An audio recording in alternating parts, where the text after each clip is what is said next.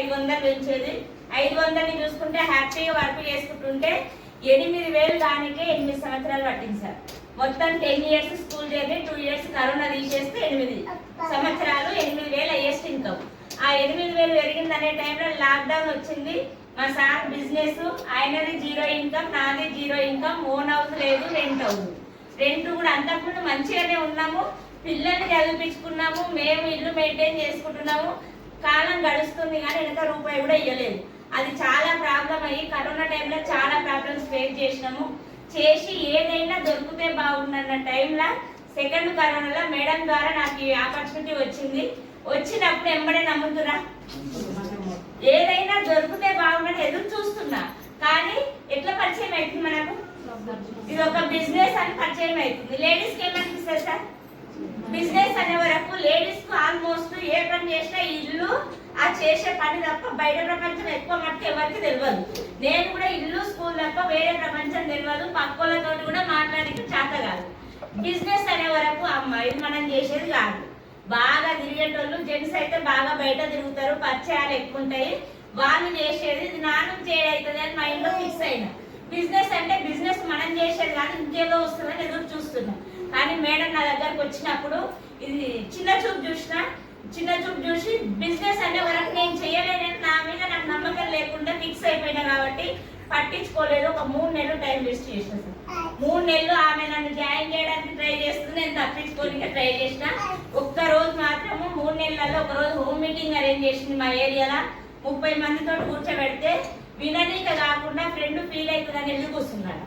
ఎందుకంటే ఇన్ని రోజుల నుంచి చెప్తుంది, నేను అక్కడ ఓనందుకే మన ఏరియానే పెట్టింది. సీడీ కూడా పోకపోతే బాగుండదు, మనం మాట్లాడినప్పుడు పేరు చూపించలేదు. అట్లానే వెళ్ళి కూర్చుంటే నెగిటివ్ మైండ్ తోటి కూర్చుంటేనే నాకు అక్కడ వచ్చిన క్లారిటీ ఏంటంటే దీంట్లో చదువుతోటి సంబంధం లేదు, ఏజ్ తోటి సంబంధం లేదు, ఎవరైనా చేసుకోవచ్చు, ఇన్వెస్ట్మెంట్ లేదు అనేది అర్థమైంది. డబ్బు నువ్వు కట్టేది లేదు, వేరే వాళ్ళతో కట్టిపించేది లేదని క్లారిటీగా చెప్పిండు. డబ్బులు కట్టేది లేదు అంటే కొంచెం ఊపిరి పీల్చుకున్నా, అయితే చేయొచ్చులే మనం కూడా. డబ్బులు మనం కట్టేది లేదు, వేరే వాళ్ళతో కట్టిపించేది లేదు. ఏం చేయాలి దీంట్లో అంటే, నువ్వు ఇప్పుడు రెగ్యులర్ గా వాడుకునే వస్తువులు ఉన్నాయి కదా, నువ్వు కిరాణా ముల్లా, డీమార్ట్ల, హోల్సేల్ షాప్లలో తెచ్చుకుంటున్నా కదా మనకు కావాల్సిన వస్తువులు. ఆ నీకు కావాల్సిన వస్తువులు ఏదో నీకెంత కావాలో అంతే నీకు అవసరం ఉన్నది. అక్కడ ఇన్ని ఏళ్ళ నుంచి తెచ్చుకుంటుంది. అక్కడ తెచ్చుకునే ప్రోడక్ట్స్ ఏదో 1 నెల అవి ఎట్లున్నాయో మీరు వాడిరు కాబట్టి మీకు తెలుసు. ఇక్కడ 1 నెల వాడి చూడండి, బాగుంటే కంటిన్యూ చేయండి, వాడుకుంటే క్వాలిటీ ప్రొడక్ట్స్ మాత్రమే వస్తాయి. కాబట్టి దీంట్లో మనకు ఆరోగ్యం బాగుంటుంది. ఒకవేళ నచ్చలేదంటే బయట తెచ్చుకుంటున్నాం కదా, బయట ఏం చేస్తున్నాం నచ్చకపోతే ప్రోడక్ట్ పాడేస్తున్నాం అంటే లాసే కదా. కానీ ఇక్కడ లాస్ రానికి అవకాశమే లేదు. ఆ నచ్చకపోతే నీకు ఈ వస్తువు ఇందులో తీసుకుని వెస్టేజ్ లో తీసుకున్న వస్తువు ఒకవేళ నీకు నచ్చలేదనుకో, ఏదైనా సరే ఒక హెల్త్ కేర్ తప్ప ఆ వస్తువులు నీకు నచ్చకపోతే 30 రోజులలోపు ఎంత వాడుకుంటావో వాడుకో. దానివల్ల ఏదైనా ప్రాబ్లం వస్తే ఒక వైట్ పేపర్ మీద ప్రాబ్లం క్లియర్ గా మెన్షన్ చేసి బిల్లు అటాచ్ చేసి నువ్వు ఎక్కడ తీసుకొచ్చినావో అక్కడ రిటర్న్ తీసుకుంటామన్నారు. ఏమన్నా లాస్ అయ్యేది ఉందా? ఎవరితో కట్టిస్తున్నావా పైసలు? మనం ఏమైనా కడుతున్నావా? ఇంత మంచి కంపెనీ కదా, నేను 3 నెలలు టైం ఎందుకు వేస్ట్ చేసినా అనుకున్నా. నిన్నప్పుడు మంచిగానే ఉంటుంది కానీ ఇక బాగానే ఉన్నట్టు అక్కడ ఆధార్ కార్డు ఇచ్చినా ఇదైతే మనం లాస్ అయ్యేది లేదని ఆ చిన్న మీటింగ్ లో అర్థమైంది నాకు. కానీ కొనాలంటే కొనడానికి పోతే రేట్లు ఎక్కువనే తక్కువనే మేడం. ఆధార్ కార్డు అయితే ఇచ్చినా కానీ కొనలేదు, రేట్లు నాకు ఎక్కువ అనిపించినది. ఎక్కువనైనా మేము చెప్తామా? చెప్పాము, ఏదో ఒకటి కారణం చెప్పి ఇక తప్పించుకుంటున్నా. కానీ కొనలేదు. కొనకుంటే ఆ రేట్లు ఎక్కువనాయని కొనకుండా ఉంటే ఐడి ఉంటుందా వెళ్ళిపోతుందా? పోయే టైంలో ఒక 1000-1200 పెట్టి నా ఐడి మీద కొన్ని ప్రొడక్ట్స్ తీసుకొని ఇంటికి వచ్చింది. నాకు చెస్ట్ దగ్గర పెయిన్ ఉంది, నెల హాస్పిటల్కి వెళ్తున్నా. ఇద్దరం ఒకటే స్కూల్లో టీచర్స్. ఆ పెయిన్ తగ్గిపోయింది, ఆయిల్ వాడతాయని చెప్పింది. ఆయిల్ తోటి పెయిన్ తగ్గిందంటే నమ్ముతామా? నమ్మము. ఇద్దరం వల్ల బెస్ట్ ఫ్రెండ్స్, రోజు కలిసి తిరిగేటోళ్ళం. ఆమె చెప్తేనే నేను నమ్మలే. 3 నెలలు పట్టింది నాకు తినడానికి. అట్లా ఆ ప్రొడక్ట్స్ వాడుకున్నాక నాకు వచ్చిన రిజల్ట్ ఏంటంటే, కొన్ని సంవత్సరాల నుంచి ఒక సైడ్ నరాలు గుంజే పెయిన్ ఉండేది. జస్ట్ 15 డేస్ 1 టైం ఉండే రైస్ బ్రాన్ ఆయిల్ చేంజ్ చేస్తే నాకు పెయిన్ తగ్గిపోయింది. బాడీ యాక్టివ్గా ఉంటుంది, డైజెషన్ మంచిగా వెళ్తుంది. ఇది నాకు వాడుకున్నాక నాకు అర్థమైంది, ఇంత మంచి నూనె నేను వేస్ట్ చేసుకున్నా కదా అనుకొని మెల్లమెల్లగా ఇది బాగుంది. మళ్ళీ ఫోన్ చేస్తారా చేయరా? ప్రొడక్ట్స్ ఎక్కున్నాయని ఫోన్ చేస్తే ఇచ్చినాక బాగున్నాయంటే వేరే వాళ్ళకి చెప్పేటట్టు ఉన్నాయా అని అడిగింది. చెప్పేటట్టే ఉన్నాయి, నాకున్న ప్రాబ్లం అయితే తక్కువైంది, వాళ్ళకు కూడా ఏదైనా ప్రాబ్లం ఉంటే తక్కువ కావచ్చు, వాడు చూస్తే వాళ్ళకి తెలుస్తుంది. అంటే ఇది నువ్వు షేర్ చేస్తే, నీ ఎక్స్పీరియన్స్ షేర్ చేస్తే నీకు డబ్బులు వస్తాయి, వాళ్ళకి డబ్బులు వస్తాయి, నీకు డబ్బులు వస్తాయి అని చెప్పింది. ఇప్పుడు చేయొచ్చా లేదా? ఇది ఇది చేస్తేనే డబ్బులు వస్తాయి, ఈ లక్షలన్నీ ఇట్లనే వస్తున్నాయి అని చెప్పిండు. అప్పుడు అంత అర్థం కాలేదు, కానీ నిజంగానే గట్ చేస్తేనే వస్తున్నాయి పైసలు. ఇది అర్థమైందా మీటింగ్ లా? అయినా 3 నెలలు టైం వేస్ట్. ఆ మీటింగ్ విన్నాక కూడా నెల 15 రోజులు 2 నెలలు టైం వేస్ట్ చేసుకున్నా రేట్లు ఎక్కువ. ఇటువంటి ఒక మీటింగ్ కు తుర్కెంజాల్లో ఎంఎస్ఆర్ సార్ గురువు గారి మాటలు, సైకిల్ సార్ ఇచ్చిన క్లారిటీ తీసుకొని నేను డిసైడ్ అయి నిలబడ్డా. ఒక్క మీటింగ్కి వెళ్ళి నిలబడితే ఆ నైట్ ఇంటికి వచ్చిన తర్వాత అసలు నిద్ర పట్టలేదు. నిద్ర పట్టకపోతే నెక్స్ట్ డే ఆ 2 రోజులలో మేడంకు 14,000 ఇన్కమ్ వచ్చింది. ఈమె 3 నెలల నుంచి టైం పడుతుంటే ఆ రోజే ఇంకుంటే నాకు దాంట్లో సగమాన్ని వస్తుండే కదా. నేను ఇప్పటి నుంచి టైం వేస్ట్ చేసుకోవచ్చు, ఆమె ఏం చేసిందో ఆ పని నేను చేస్తే నాకు కూడా వస్తుంది అని డిసైడ్ అయ్యి వర్క్ చేసిన.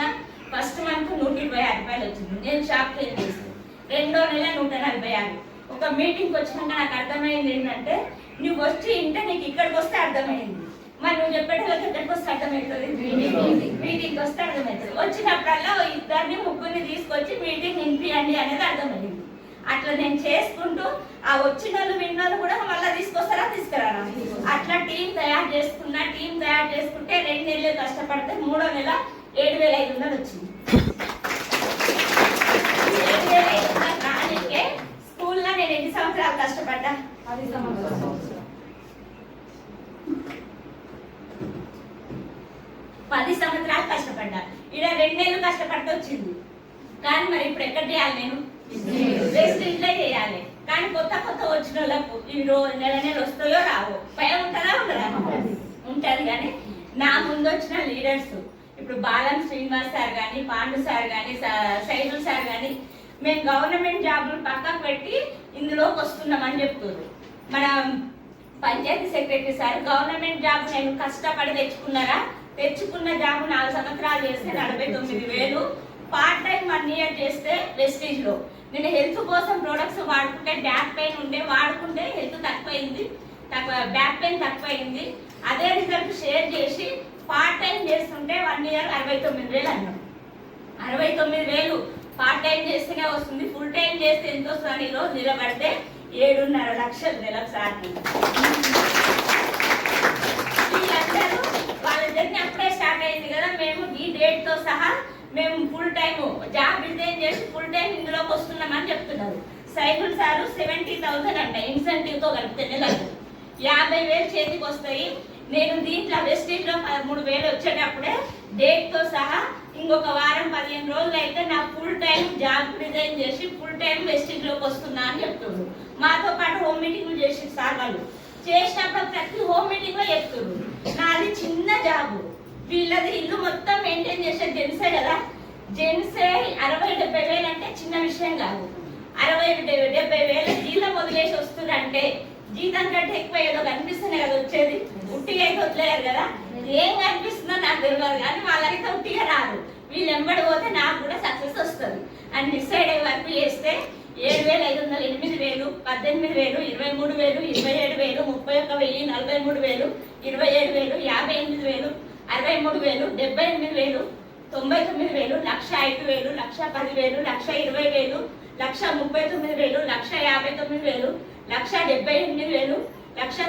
1,96,000, 2,04,000, 1,47,000, 1,32,000 లాస్ట్ మంత్. 2 సంవత్సరాలలో నేను తీసుకున్నది 30 లక్షలు సార్. ఇన్నేళ్ళు నేను నా భర్త ఇద్దరం కష్టపడ్డా, ఎక్కడ మంచి లైఫ్ లీడ్ చేయలేదు. ఇద్దరం ఎవరం ఖాళీగా లేము, ఇద్దరం కష్టపడ్డా. పొట్ట ఇల్లు గడిచింది, పిల్లల్ని చదివించుకున్నా, అది కూడా చిన్న చిన్న స్కూళ్ళల్లో చేసి చదివించుకున్నాం. అట్లా కాలం గడిచిపోయింది.